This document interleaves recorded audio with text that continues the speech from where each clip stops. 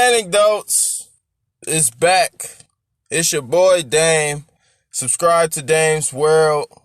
Back with another episode of Fanecdotes. If you unfamiliar with it, anecdotes with the F in front makes Fanecdotes. I'm a fan of Kobe Bryant, and I have anecdotes from his previous games. Today's no different. We talking about 56 points in 3 quarters versus the Memphis Grizzlies. At the time, his career high. Adding a little bit of, we'll just play the video while I add the context, because this is one of those moments for me. Be physical front court in the backcourt. Shane When we turn it down, you see Shane Battier, Jason Williams, White Chocolate, Pau Gasol, what you know about it. But this game was following Shaq getting ejected against the Chicago Bulls. Shaq tried to sock the shit out of Brad Miller, missed, and ended up being suspended for a game. So now you see Samaki Walker at the center, and Kobe Bryant now free to take the reins. What y'all must know is when Shaq was out, or when Kobe had to take the reins, Kobe showed you clearly that he can be the number one guy anywhere aside from LA, where he's 1-2 tied with Shaq. But you see the scoop.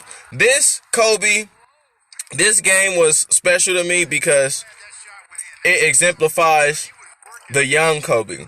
The young, freakishly athletic scoring Kobe attacking the rack relentlessly.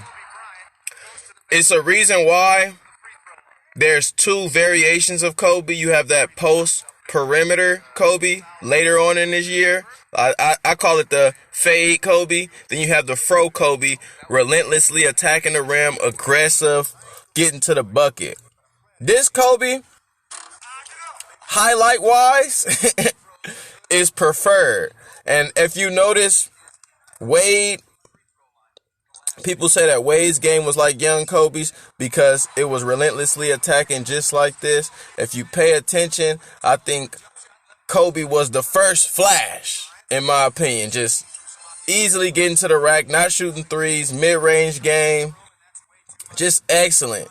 And scoring 50 without even having to shoot threes like that, if you're going to notice right here. It's all paint presence, body and Gasol. Hop step, bang out, getting to the rack at will. And personally, as a fan, this was one of my favorites because, of course, people say, oh, he can't do things without Shaq.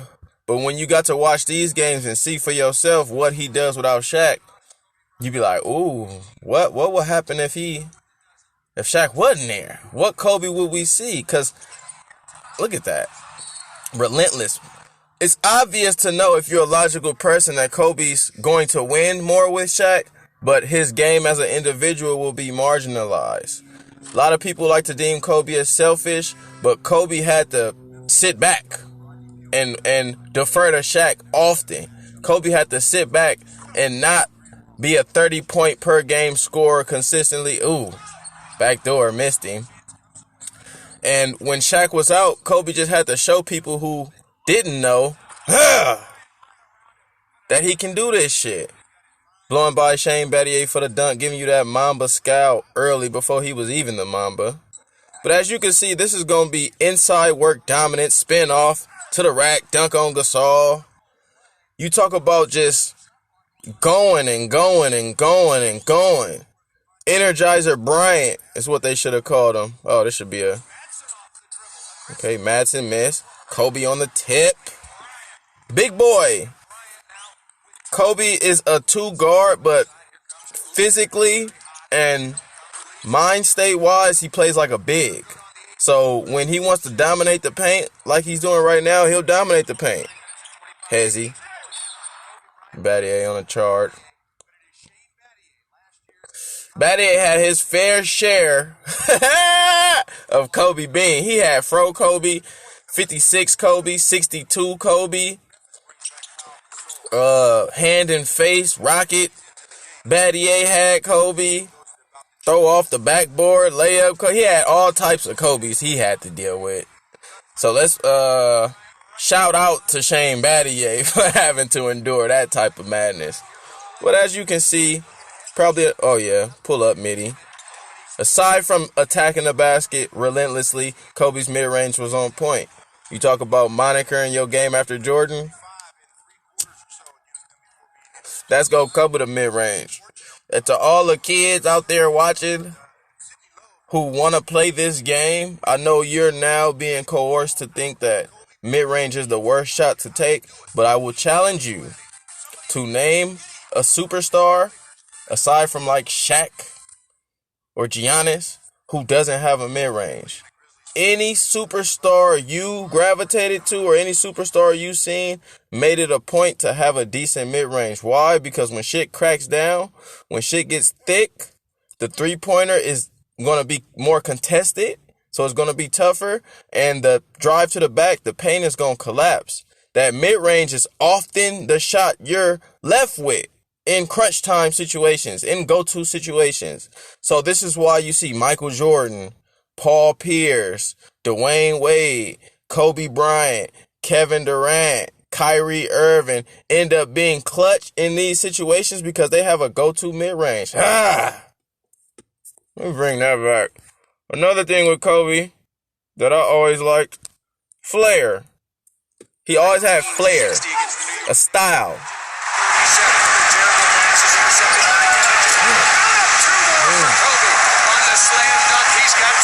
You can hammer that down regularly, but he likes to put on the show. He likes to give emphasis on his dunks, and the only way that Kobe could do, as you see him cock it back, I don't know, man. I'm an aesthetic type of guy, too. Production always has to be there, but aesthetically, this is a craft and an art, and just the way Kobe, hezzy, blow by, right hand, the way Kobe showed the craft, second to none. Because of athleticism and skill combined, I had Jordan probably better player, but just a joy to watch. Jordan was a joy to watch. Don't get it twisted. I didn't watch him live, but looking back on his games, Jordan was a pleasure to watch. Don't get it twisted. Kobe, to me, even more of a pleasure to watch. Spit off. Spit off. Come on, Shane. Come on, Shane. Quote-unquote elite defender, but great offense beat great defense all the time. Shoot a three. I'm hot. I'm feeling myself.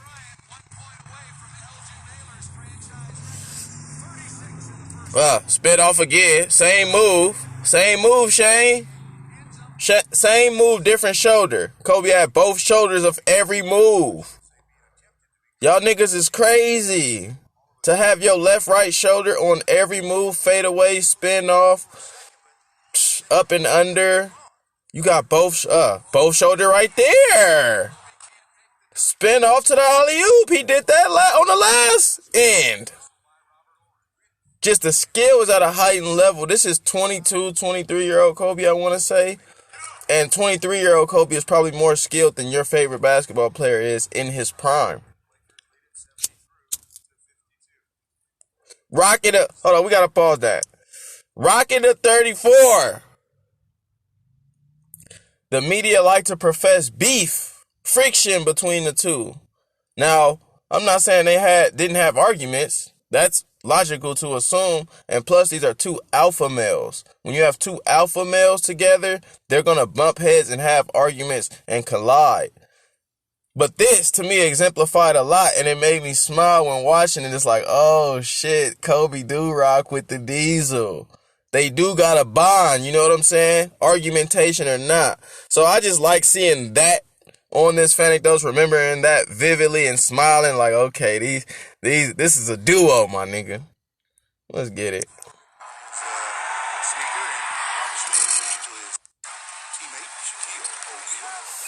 And mind you, when Kobe scored 81, it was because they were trailing the Raptors. Kobe had 50 multiple times in three quarters. This is probably, I think, the first time he did have 50 and 3. But when Kobe dropped 50, kind of the same way like Chef. When they put up these high numbers, you get obliterated, and because it's more than just the production. It's the manner in which you're making shots. It's the spectacle of what's going on, to where not only the fans are now enamored, but the opposing team is whim to your will. And seeing this shit, it's like you get too drawn in by the performance when it comes to like a Kobe's 50, to where, and by the fourth, you're dead. You're depleted. So Kobe had many of those, 62 and 3, 56 and 3, 55 and 3, to where he could have had 80 plenty of times. This game included 56 plus 25 is 81. Given a 25.4, nigga could have had 81 here. If somebody told him to, yeah. If he had to, shit, he would have. Walker, but Kobe says, I'm just feeling too good tonight. I'm going all the way. Went all the way, gets the basket, the foul, looking for point number 45. Free throw is perfect. Kobe, 9 of 10 from the free throw line on the evening. Reverse pivot, spin back. Nice pass. It's just, man, why you think they gave him the show detailed? Because it's the nuances, it's the little things. Jab, reverse pivot, then spin back, dribble with the left. These are skill-based moves to get your bucket. Reverse pivot, then spin back. With the all he got is an assist on paper. So if you don't got these to discern, you don't appreciate something like that.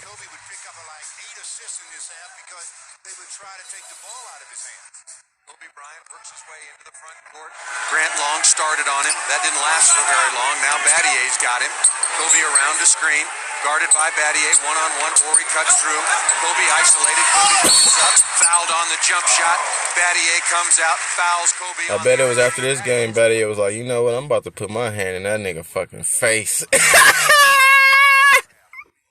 Fuck that. This contested the jump shot shit ain't working. Let me put my hand in this nigga eyeballs. But what Kobe do? Now I'm practicing with a nigga with a hand in my face. This is how obsessive he was. Battier changed his strategy, put a hand in the face. Kobe like, you know what? Smush, put your hand in my face and practice. Smush like, what? Just do it, nigga. Do what I say. But that, man, it's levels. It's levels. You can't crack this code because he gonna crack whatever codes you figured out. He gonna upgrade and reboot, reprogram. That's the most important part. Or are they willing to do what it really takes? It's sacrifice, you know, and he's obviously willing to sacrifice things to better himself. And remarkable special. I need y'all to hear this take too from Stu and And he tells me, you know, I started a new program. He's running now. I need y'all to understand the nature of Kobe Bryant. And Stu Lance and I forget this other announcer. They're gonna exemplify the nature of Kobe Bryant's mind and the type of athlete in which we were dealing with. Battier comes out, fouls Kobe on the More so than the athlete of mind that we were dealing with. arm chain. Battier's fourth personal. I'm going to tell you what kind of a worker Kobe Bryant is and how serious he takes his craft. I mean, he's just relentless in his training. We were talking today, and he tells me, you know, I started a new program. He's running now. So he lifts, then he goes and runs, then he goes to practice. I mean, the guy is just, he has one goal in mind, and that's to be the best. And he will do whatever it takes for him to get to that point. He just continually works. You talk about being tapped in at an early age, knowing your path. Not to say Kobe's path was just to be hooper, but this is one of the realms that can exemplify Kobe's will. You talk about determination. You talk about hard work. You talk about drive. You talk about passion, love. Kobe exemplified many different essences that are to be respected through basketball. So knowing at a young age what matrix you want to get in and dive in and then attacking it full force, that's unprecedented. That's unseen. on his game, continually works on his conditioning. He's just a lot of people want to be the greatest, but don't know the path or don't want to take the steps. He knew the path and took the steps. Whether or not he is the greatest is arbitrary, opinionated. But to know, okay, I want to be the best, and this is what I'm going to have to do, and to do that thing, those things, knowing doubts, excuses are to be made, this is a sign of a strong will. Somebody completely tapped into their essence and their willpower. Somebody who's going to manifest and take control of their life. 81 is not a coincidence. 5 rings is not a coincidence. Being amazing play-by-play is not a coincidence. This comes to somebody knowing their path from 5 years old.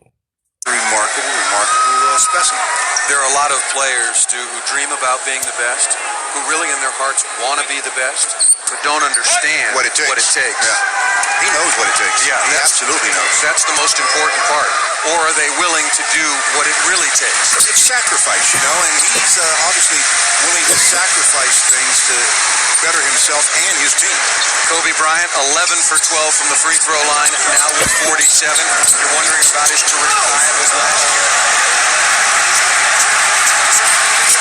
Showtime slam dunk for Kobe, now with 49. Good defense. And you guys are looking, he ain't sweating. He ain't, because of that, he's barely sweating. But because of that training, practice is harder than the game for a nigga like Kobe. I'm going to work my ass off to make sure this shit is light work. On December 6th at the arena in Oakland, there it is, on a three-point shot. Kobe Bryant with 52 points. Put on the show, young man. People say, what's all the hoopla about number 8? Well, you're finding out. You decide, well, what am I going to do on this dunk? Well, You rarely see Kobe tired, drained, exhausted. Buford, don't you know That's because of that work ethic. Get up and winning. Too late. Game 3. Run it through. 52. The Lakers lead it 91-57. Kobe, you're talking about consistency. 18 points. He got the stale face too. I need y'all to, I need y'all to understand. It's levels to this shit. These niggas be smiling, jawing, talking shit when they get points, hitting 50. Now, Kobe in his mode, maybe early on in his career, young buck, he used to do things and show gestures. But when Kobe's in his mode, he don't bat an eye. Nigga, I'm supposed to do this. I was built to drop this. I knew I was gonna do it. I dreamed about it fucking night in and night out. I practiced night in and night out. I'm supposed to drop 50. Kobe done had the stale face, putting on immaculate performances more than any nigga I ever seen. And Jordan, them too. Ain't surprised when they hit game winners like Brian screaming this. What you jumping up and down for? What you surprised about? You didn't know you was gonna hit that? This man was never surprised. In the second, so far 16 in the third. Well, one man can't beat you, they say, and they're right. The Grizzlies are right because the Grizzlies team is outscoring Kobe 58-52. Derek Fisher for three, deep out of the corner. Fisher buries the three-point shot. Well, I think Phil Jackson's record of never losing 3 games in a row since he's been with the Lakers will stay intact. I think it is fairly safe. The Lakers lead it 94-58.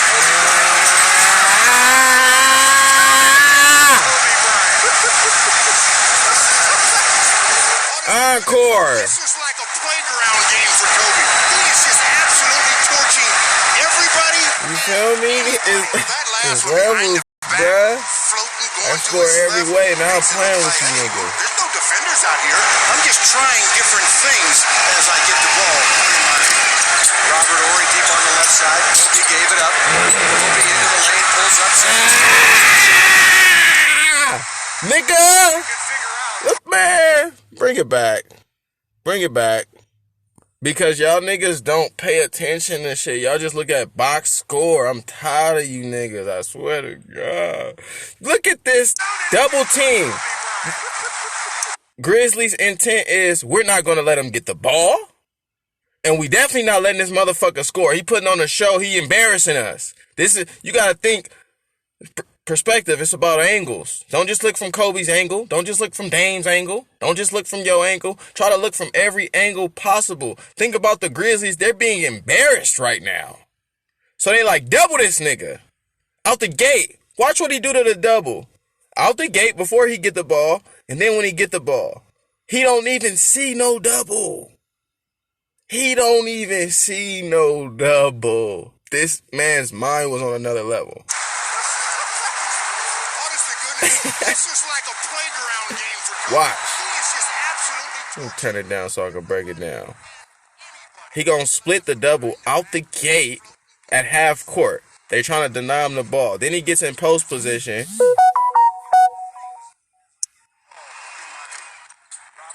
Splits the double. Pump. Up fake. Hold on. I'm sorry. This Dame's world, so we can do what we want. But watch him split the double, get the post, up fake to do it out the gate. Now he's out of position. Then I'm going to just get to my sweet spot. Double me. Split the double.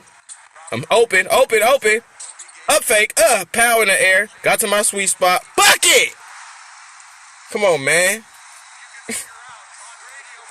Can anybody guard Kobe Bryant? Two niggas can't guard him. So what you mean any one person? No. I ain't seen a nigga guard Kevin Durant either. And that's real. And that finish, it gets blocked at the end. Let's get the standing Well, I think the standing ovation is for the Lakers, yes. But for one Laker in particular, number 8, Kobe Bryant. 50. Oh, this is incredible. What he do? In the universe, let me show y'all niggas how the universe do. 21 for 34. This is Shaq's redemption game. He got 34 on his sneaker. What he just throw up when he walked off? This is incredible. That nigga said 34 when he went to the sideline. This what this game was about. Redeeming Shaq after fouling out. Or not fouling out, after trying to murk Brad Miller. Go YouTube, look that shit up. Walk off the bench. He don't want no praise. And it's when I say it's levels, when you ain't confident, when you ain't sure of yourself, watch. He gonna say 34 right here. Look. 34, nigga. That's why. It's level. When you're not confident in yourself, you might need positive rhetoric to boost your confidence. Hey, man, you are talented. You are good. You are, you know what? That helps my confidence. That helps me get to that level of confidence where I don't need that rhetoric anymore. But when you are at that level, maxed out confidence, like Kobe Bean. When a nigga tell you, hey, you good.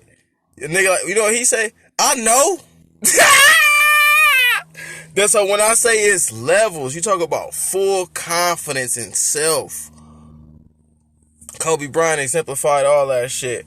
But that completes the Fanecdotes, one of my favorite Kobe games. 56 3/4, didn't play the fourth. It was in honor of Shaq. Showing you that flash-like game, going attacking to the basket, mid-range game, fire, even and one, you feel me, behind the back floaters, giving it to you in a variety of ways in which only Kobe Bean could do, man. Let me know your thoughts, your comments. It's Dame.